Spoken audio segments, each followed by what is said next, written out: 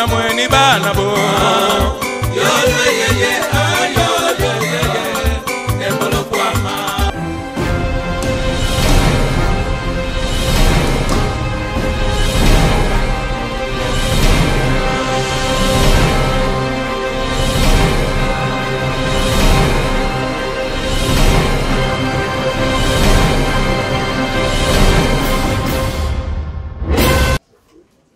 Merci beaucoup à la presse de la liberté.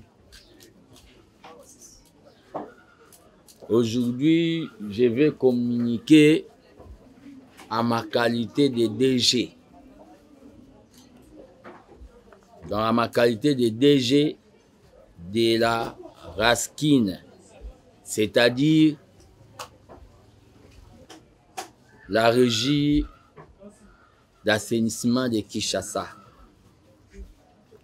Je remercie d'abord parce que souvent j'ai fait mes communications dans lingala facile pour batuba comprendre et na Chine basala appelé communication en français te basala en na chinois. Nous devons valoriser la langue na biso authentique. Et la mission que nous avons, c'est aussi une mission de sensibilisation. Il y a la population, il y a la ville-province de Kinshasa, Naoba Bengi, Makambo Etali, assainissement et salubrité. Je commencerai par dans l'abandon mélangé parce que le document est en français. Mais pour Nabatouba comprendre Mambo Nazoloba, na okotape na ndinga na lingala.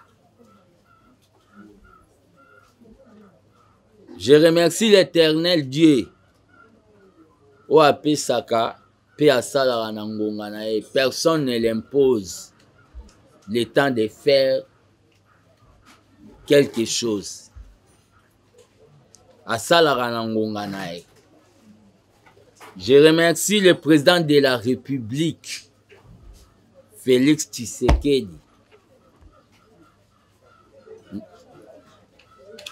d'avoir validé facilement nomination nangai oyo le gouverneur Daniel Bumba Lubaki en concertation avec son vice-gouverneur Edi Yele Basalaki à ma personne. Donc je remercie le gouverneur Daniel Bumba Lubaki. Je remercie Batunyonso Bayambaki nomination nangai avec joie. O Balobaki, o ba reconnaissaki combat nangai de longue date. Je remercie.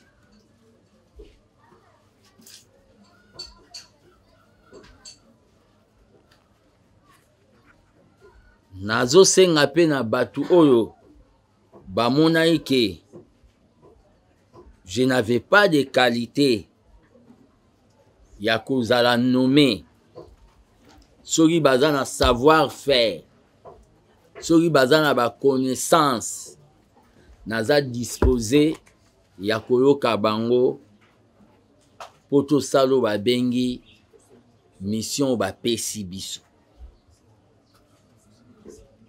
Ça ne servira à rien qu'au Vandara Koloba à Kokokate. Sogozoloba Kokokate, c'est que vous avez ba idée au Kokope Sanga Pona Koka. Il n'y a jamais eu des hommes complets.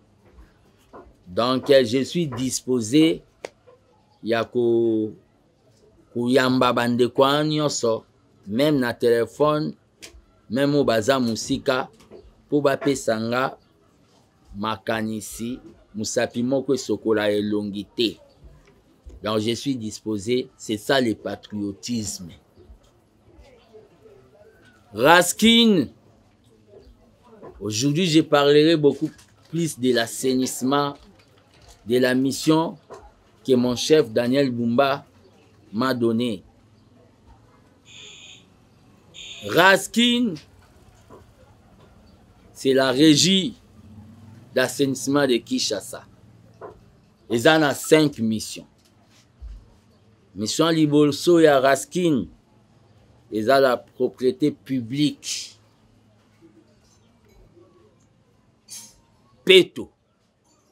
Mission Mibale et Raskin, ils ont l'air de sali Peto, de zui ba immondis, ba déchets. Ils ont ba bengi évacuation. Troisième mission ya Raskin, ils ont embellissement. C'est-à-dire les tolongoli, place wana, tongengi siango, moi ba fleur, moi ba nine.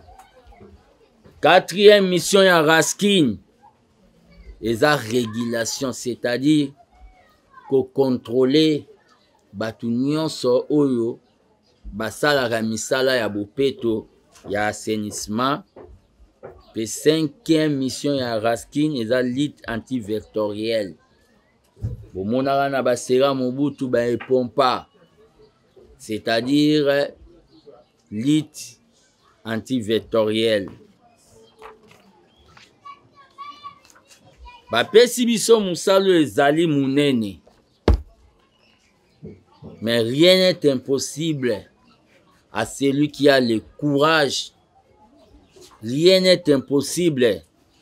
Ceux qui te salient en haut, bisognon sur bakinoise, na bakinois.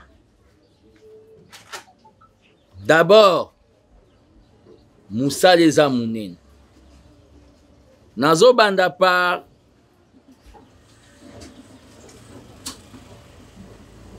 kosenga na ba députés provinciaux ya ville province de Kinshasa ba soutenir Raskin, ba appuyer biso pour bazaka na Kinshasa comme ville, ba faire participer au ba bengi population na ba travaux ya assainissement, c'est-à-dire baza ils ont été élus, ba faire participer ba population ba base na bango na ba travaux assainissement. Et vous allez bien kitoko. Nazo senga na population kinoise bazongisa pas na slogan mais na pratique. Maloba o ezalaka seri ya un père moto na moto abongisa. Bazongisa yango. Nazo senga na ba jeune bazongisa système oyao ba bengi salongo. Déjà dans le moment où tozi ba fonction, la population est déjà impliquée. C'est-à-dire, nazo remercier batutu o ba benga kingai pour ba signaler nga ba poche ya o ba bengi ba imondis ba fulu. Nazo remercier batu o ba benga nga po na côté ya école Loja. Nazo remercier batu ba benga nga po na kitoko place na limité. Nazo remercier batu ba benga nga po na veni Kigoma Mweka na Lingwala. Nazo remercier batu ba benga nga po na croisement Itaga Mushi Wileri kan Lufungu la Lingwala. Nazo remercier batu ba benga nga po na Saut de Mouton Pascal école Luka. Nazo remercier bato ba benga nga po na croisement Itaga Dodoma Barumbu. Nazo remercier bato ba benga nga po na rivière Munguludia kana Matete Lemba oyo e sala débordement po na inondation. Nazo yebisa pe na bato nyonso bazo landanga na moment oyo. Appelez-moi pour m'indiquer o ba bengi ba fulu ba salité ba place où ils ont ba problème na plus 243 085 084 65 55. Je répète encore 085 084 65 55. na yambanga moko pe équipe ekokoma. Nazo sensibiliser ba Kinois et Kinois na salubrité citoyenne.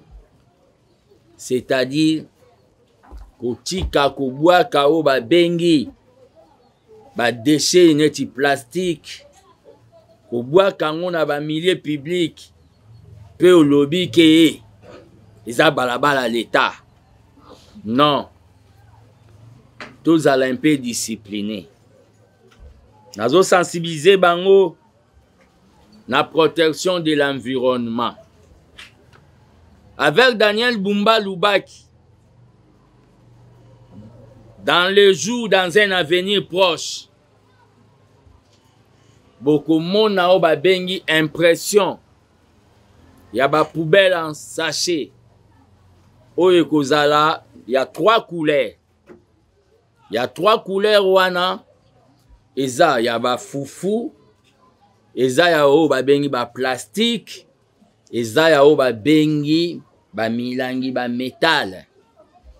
Ça permettra que na niveau ya bandaku déjà traitement ya ba déchets et salama déjà tina oyo balobi ba station de transit.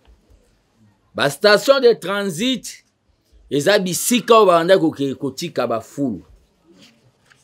Ezalaka plus de 61 au Union Européenne ayaka nango nyonso ekufa. Mais ngai tant que DGA chargé en matière technique,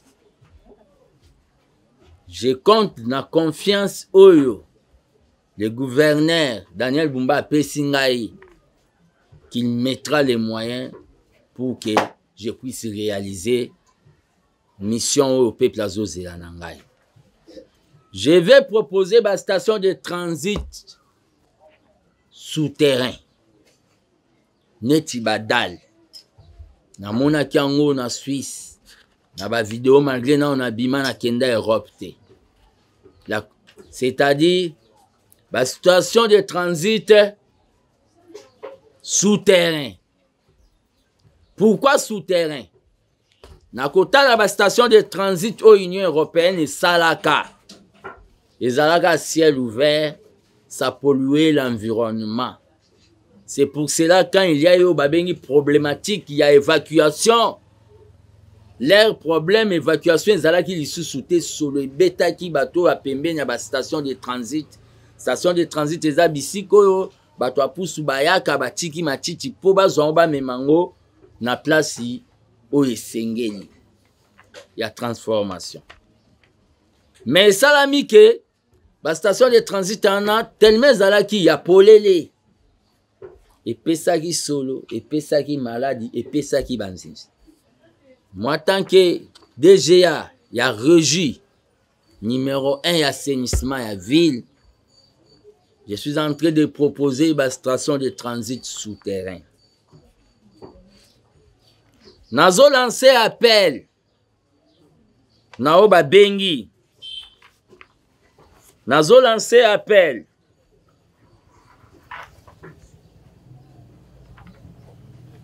Naba partenaires nationaux et internationaux.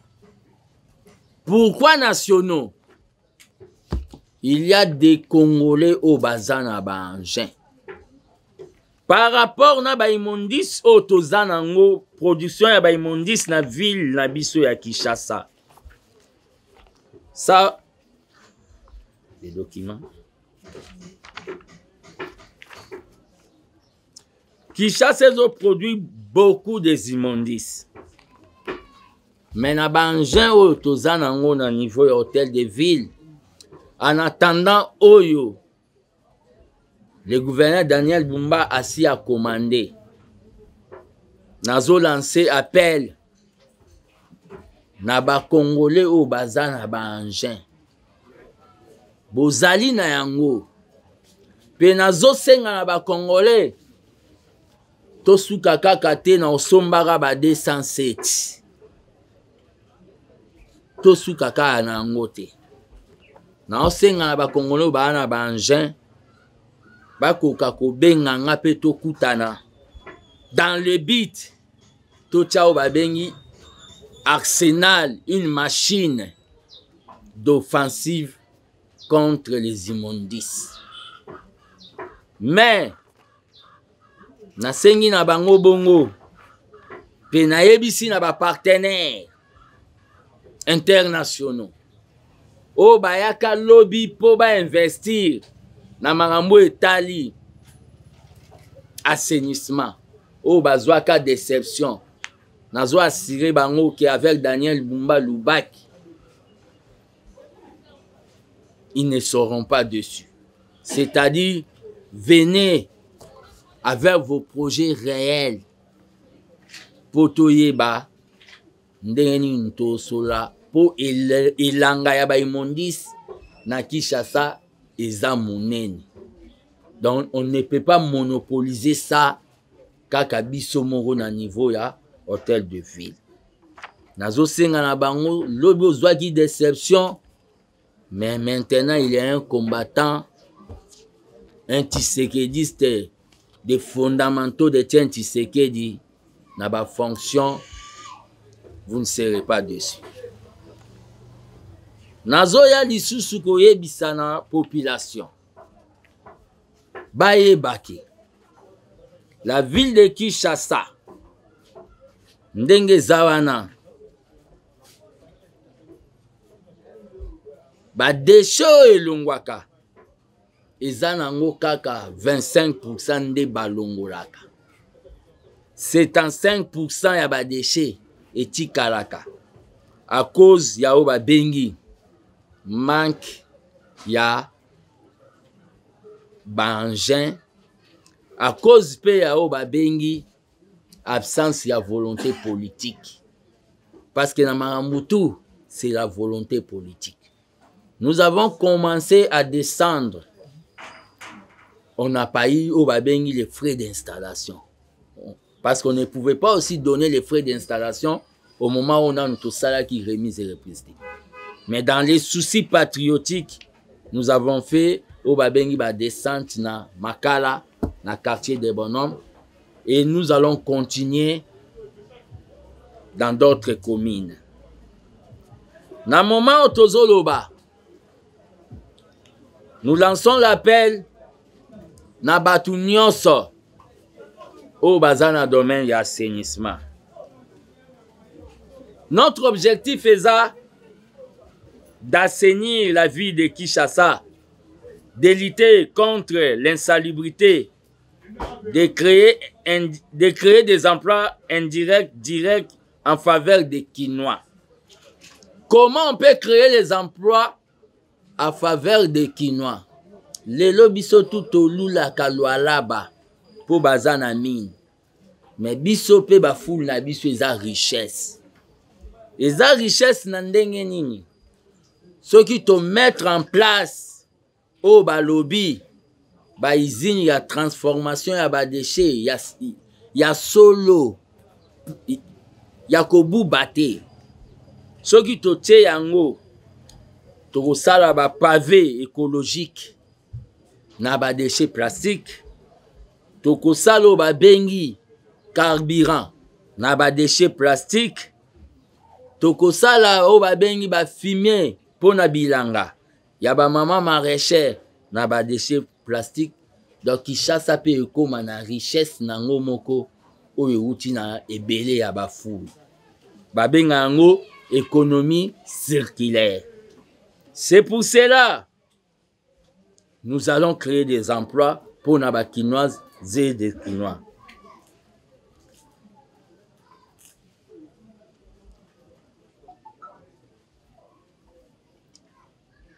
Dans un moment où Tozoloba,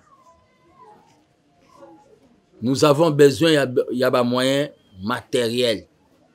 Nous avons aussi besoin de moyens humains. Besoin de moyens matériels et engins.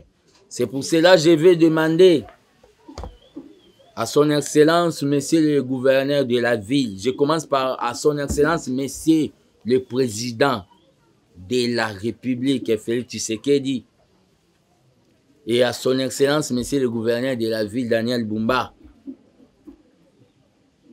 qu'il y ait ce qu'on appelle exonération. Yao babengi bangin ya salubrité. S'il y a babengi exonération ya bangin ya salubrité, faire du Congo, Allemagne, et kozala réalisable. Pourquoi le président de la République avait dit on va faire du Congo, Allemagne? Parce que l'Allemagne est le premier pays en matière d'assainissement. Nazo senga ba Congolais nyos. Il y aura une forte campagne de sensibilisation sur la discipline.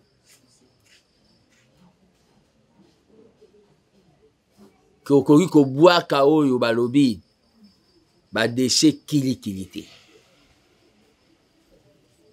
Après cette campagne de sensibilisation, nous allons peser de tout notre poids pour que boire à déchets et comme infraction. Nous allons peser de tout notre poids pour que boire à déchets et comme infraction. Namulanga mayo somba ki 500.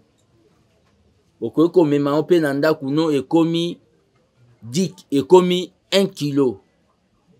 Okoki koteka ngo na ba boutique à salubrité oyo tozo planifier à long terme kosala. Mais kobwaka yango après sensibilisation, après mateya oyo tokoteya ekokoma pénalité. Likola mulanga oyo babengi, j'ai dit ça. Likola mulangi oyo babengi ya 500 francs. Okoki kofuta pe amende à 50 000. Et les gens vont applaudir. J'ai dit, je vous remercie.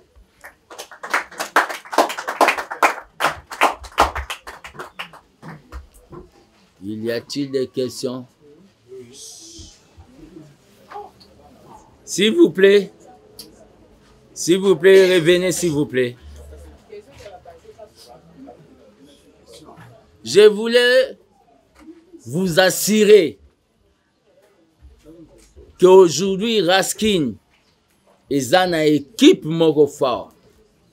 Là, je cite mon DG, Iglouawa, et la DGA, Eden Lumbu. Trio Wana, je vous assure, nous allons faire ce que vous attendez. C'est-à-dire, nous allons assainir. Notre méthodologie, c'est-à-dire l'assainissement et bandosa manabutu. Parce que ce que ça mis pendant le jour, et qu'on a appelé élément ya bambouteillage. L'assainissement et bandosa manabutu na tongo ba kinoa zekinoa ba moni ville propre. Nazo assuré bino qu'avec l'équipe Oyo, trio, il y a Hugues Louawa, fils Moukoko, na Eden Lumbu. Rien n'est impossible. Mais avec la participation ya ba kinoise et kinoise, ndenge ba komida ko benga, n'hésitez pas à signaler. N'hésitez pas, je félicite vraiment Bao ba signaler. Et je répète encore mon numéro. C'est plus 243 85 0 84 65 0 85 0 84 65 55. C'est ça mon numéro. Nous nous prions un Dieu qui n'a jamais échoué. Merci. Question. Merci beaucoup. Moi, c'est Junior Mouawabou au Capi Communication. Merci à DGA Fils Mpoko qu'on a exposé. Et personnellement, je vais dire que c'est une occasion pour bapesi yo na carrière politique. Na obenga ngo passe à nord. Mais ça passe à nord, oyo et tombola yo, passe à nord, OP et vous disqualifier yo na carrière. Parce que na mboka na biso, so que ça na département, ça passe, ça problème y assainissement. Question nangeza, moi na mboka Timothée le Nord, je crois qu'il y a une intervention na d'après l'investigation, il y a plus de 50 millions. Au Baouté, ça na gouverneur Daniel Bumba pour l'assainissement de la ville à Kinshasa. 51 millions de quoi? Des millions de dollars pour ça Daniel Bumba pour l'assainissement. Mais là, aucun exposé, nous avons parlé seulement des députés provinciaux.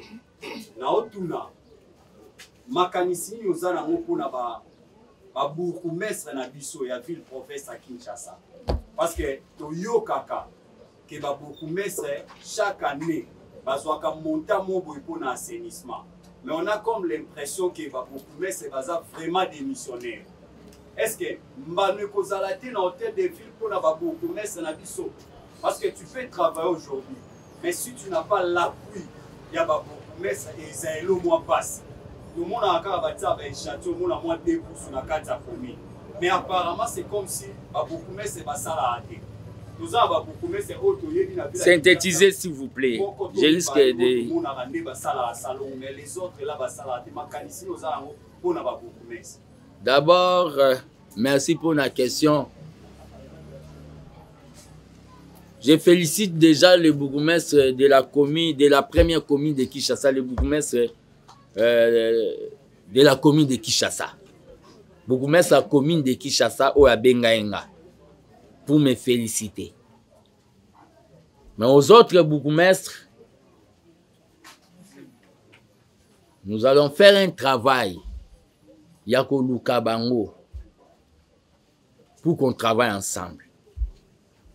Mais tant que Tshisekedi, malgré un homme d'État, je vais travailler beaucoup plus avec la base, c'est-à-dire les chefs du quartier. Donc, les bourgmestres seront là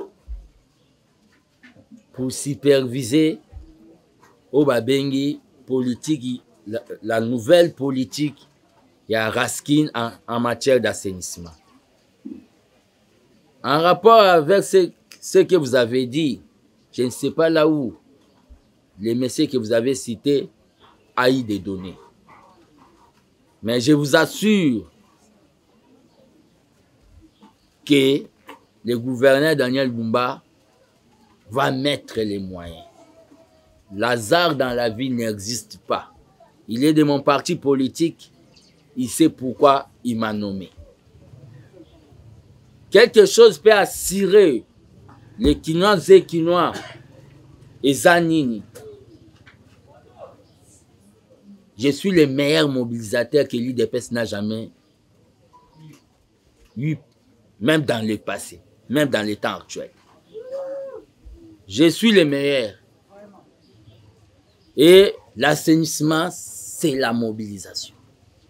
Et vous sentez, quand je vous cite, pas même un mois, les gens commencent à appeler jour et nuit.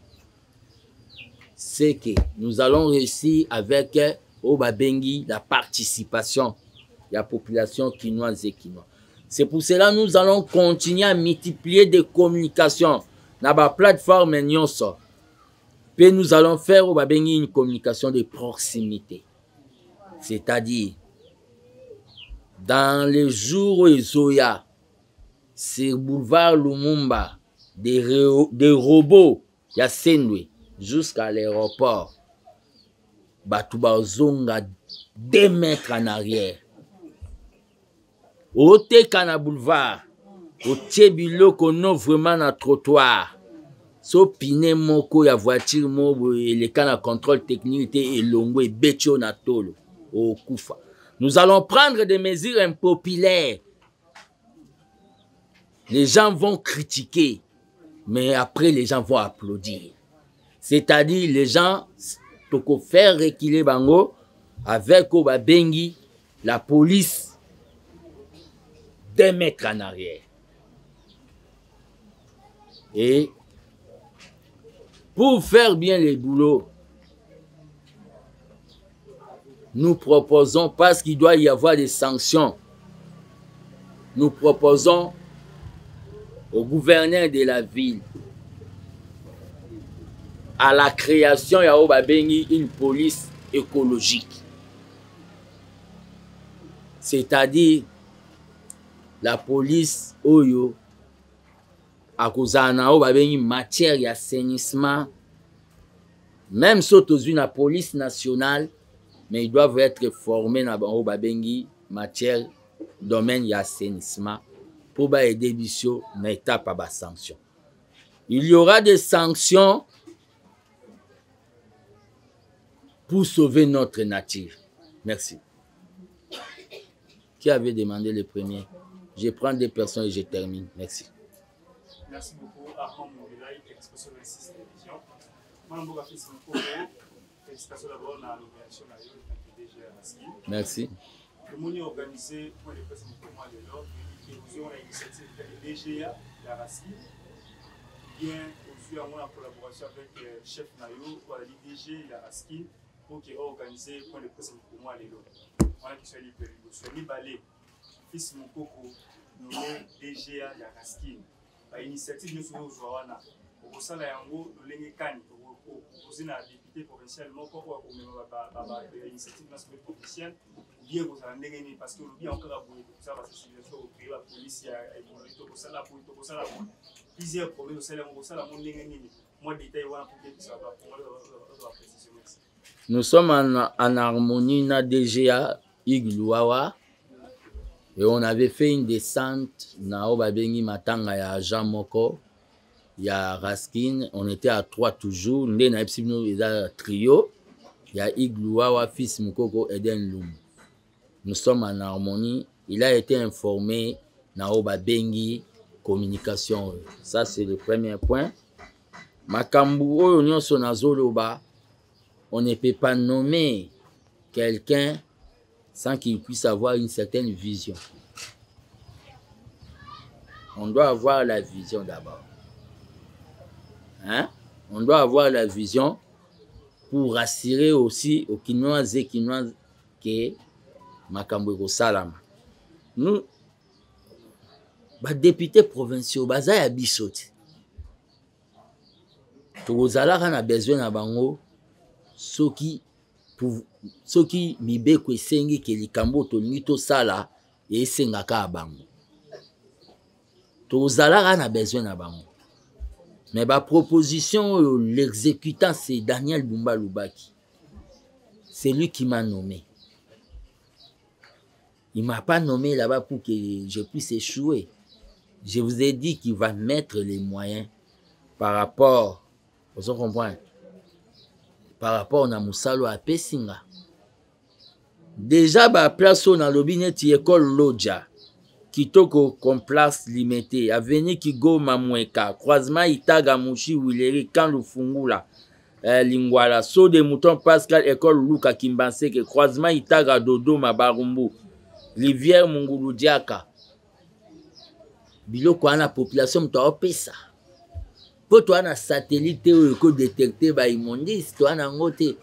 C'est déjà, vous voyez que 95% il y a opinion. Ils sont en train de soutenir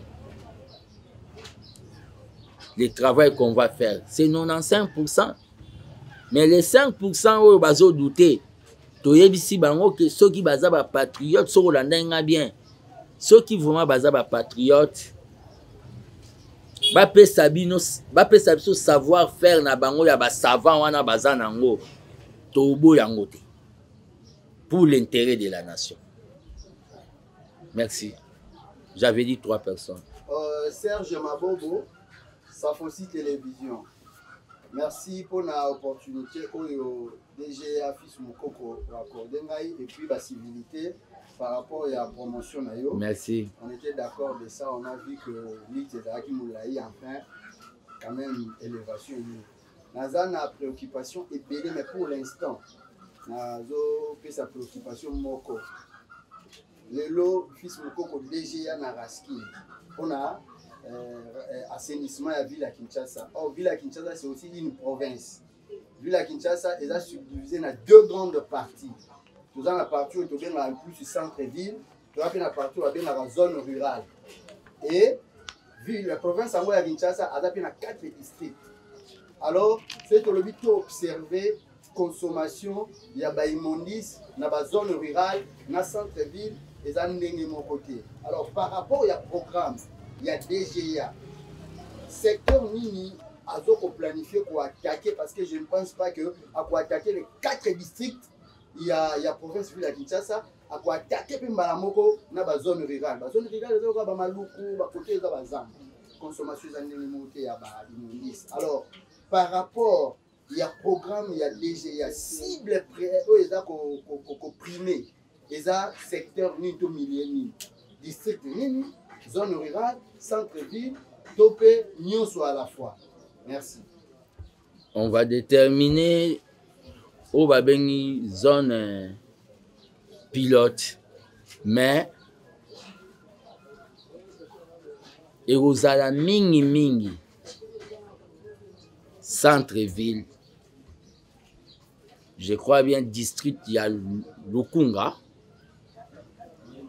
Tobanda mingi na district ya Lukunga. Pourquoi district ya Lukunga?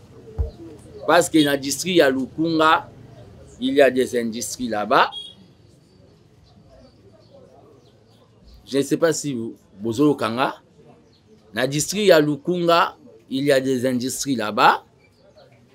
Et à part ça, dans le district ya Lukunga, il y a ce qu'on appelle d'autres pays, des expatriés. Vous comprenez?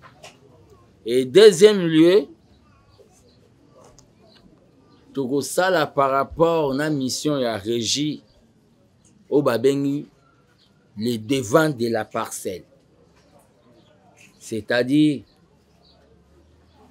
na barter ya minene, banzela ya minene. Cela ne veut pas dire que Togotika Katiandako.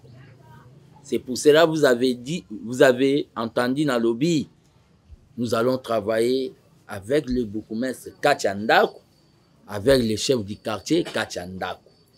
C'est ça la réponse que je peux vous donner. Je vous remercie d'avoir répondu à cette invitation. La régie d'assainissement de Kinshasa vous remercie. Et j'ai dit, Naba, Kinois et Kinois, avec Dieu, nous allons faire quelque chose. Moto na moto, Abongisa, Bisika Azali. Merci.